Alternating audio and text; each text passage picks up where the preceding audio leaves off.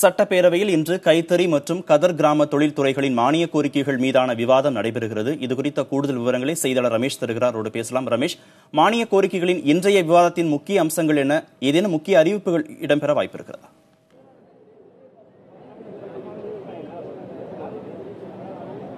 இன்றைக்கு கைத்தறி மற்றும் துணிநூல் துறை மற்றும் கதர் மற்றும் கிராம தொழில் இரண்டு அமைச்சர்கள் சார்ந்த மானிய கோரிக்கை மீதான விவாதங்கள் கேள்வி நேரத்திற்கு பிறகு தொடங்க இருக்கிறது. தற்பொழுது வினாக்கள் விடைகள் நேரம் 10 மணிக்கு தொடங்கி நடைபெற்று வருகிறது. அதற்கு பிறகு கவன ஈர்ப்பு தீர்மானங்களை திமுக கொண்டு வர இருக்கிறது. நீங்கள் கேட்டது போல ஹேண்ட்லூம் என்று சொல்லக்கூடிய அந்த கைத்தறி துறையிலே குறிப்பாக தமிழகம் முழுவதும் பல்வேறு மாவட்டங்களில் பலர் அந்த குடிசை தொழில்களாக வீடுகளிலும் செய்து கொண்டிருக்கிறார்கள்.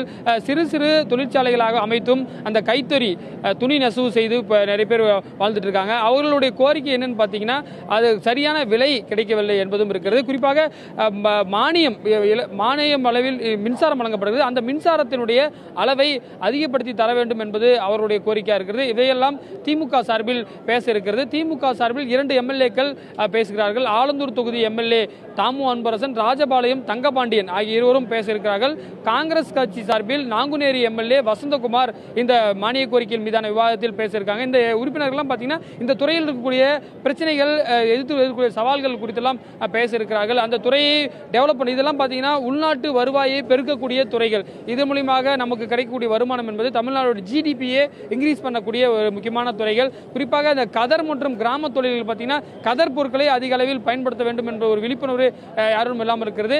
அந்த கிராம தொழில்கள் பார்த்தீங்கன்னா பனை மரங்களிலிருந்து கிடைக்கக்கூடிய பொருட்களை எவ்வாறு வணிகமாக்குவது. நீங்க ஏற்கனவே பார்த்துக்கலாம், நம்ம கதர் கிராம ஷாப்ஸ் நிறைய சென்னையில் கூட இருக்கு. அந்த இடங்களில் வந்து பனை பொருட்களை எந்த அளவுக்கு இருக்குவது என்பது ஒரு குறித்த விவாதங்கள்லாம் நடைபெறுகிறது. அந்த பனையிலிருந்து இருக்கக்கூடிய பனை வெல்லம் உள்ளிட்ட அதிலிருந்து பல்வேறு பொருட்கள் இருக்கிறது. அதையெல்லாம் எந்த அளவுக்கு அரசு சார்பிலும் பண்றாங்க. இருந்தாலும் அதில் போதிய வருவாய் ஈட்டவில்லை என்பது எதிர்க்கட்சிகளுடைய புகாராக இருக்கிறது. அவைகள் குறித்தெல்லாம் இன்றைக்கு பேச இருக்கின்றன. அது மட்டுமல்லாமல் இன்றைக்கு 2 சட்ட திருத்த மசோதாக்களும் அவையில் தாக்கல் செய்யப்பட இருக்கின்றன. பனை மரத்திலிருந்து கல் இறக்க வேண்டும் என்பது நீண்ட நாள் கோரிக்கையா இருக்கிறது. வசந்தகுமாரிடம் பேசப்படுது. அவர் இது குறித்து பேச இருப்பதாக சொல்லியிருக்கார். குமரியனந்தன் அவருடைய சகோதரர் இது பனை மரத்திலிருந்து கல் அந்த பிரச்சனைக்கு எதிராக குரல் கொடுத்து வருகிறார். இந்த அடிப்படையில் அந்த பிரச்சனையும் அவர் எழுப்புவார் என்று எதிர்பார்க்கப்படுகிறது. 2 சட்ட திருத்த மசோதாக்கள் இன்று தாக்கல் செய்யப்பட இருக்கிறதா சொன்னீங்க ரமேஷ், அவை என்னென்ன?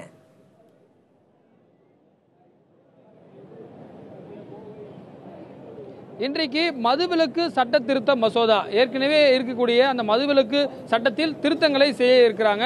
அந்த துறை அமைச்சர், மதுவிலக்கு துறை அமைச்சராக இருக்கக்கூடிய தங்கமணி தாக்கல் செய்ய இருக்கிறார். குறிப்பாக அதை பத்தி கேட்கும்போது என்ன சொல்றாங்கன்னா, ஜிஎஸ்டியிலிருந்து மதுபானங்களுக்கு விலக்கு அளிக்கணும் அப்படின்றது ஏற்கனவே எக்ஸம்டட். அது வந்து மத்திய அரசு அந்த ஜிஎஸ்டி கவுன்சில் வந்து உறுதியளிச்சிருக்காங்களாம். அந்த அடிப்படையில் ஏற்கனவே வந்து பெட்ரோல் டீசல் வந்து மாநில அரசே வரி விதித்துக்கலாம் அப்படின்ற ஒரு வரி விலக்கு இருக்கிறது. அதே போன்ற டாஸ்மார்க் மதுபான விற்பனையையும் தமிழக அரசே வரி ஜிஎஸ்டி கீழே டாஸ்மார்க் மதுபானங்கள் விற்பனை வராது அப்படின்ற ஒரு அந்த விலக்கு கோருவதற்கான திருத்த மசோதா வந்து தாக்கல் செய்ய இருப்பதாக சட்டப்பேரவை தகவல் நமக்கு தெரிவிக்கின்றன. திருமணங்களை பதிவு செய்தல் அதில் வந்து சில திருத்தங்கள் செய்ய இருக்கிறாங்க. அதுக்கு வந்து சட்டத்துறை அமைச்சராக இருக்கக்கூடிய சிவி சண்முகம் அந்த மசோதாவை தாக்கல் செய்யிருக்காங்க. அது வந்து இந்த கேள்வி நேரம் முடிந்ததும் அந்த ஜிஎஸ்டி கொண்டு வர போறாங்க. அந்த 2 மசோதாக்களும் தாக்கல் செய்ய இது மீது விவாதம் நடத்தி அதை வந்து சட்டமாக்குறதுக்கான அடுத்த இன்றைக்கோ அல்லது வரக்கூடிய நாட்களோ அது குறித்த நடவடிக்கைகள் இருக்கும் என்று எதிர்பார்க்கப்படுகிறது.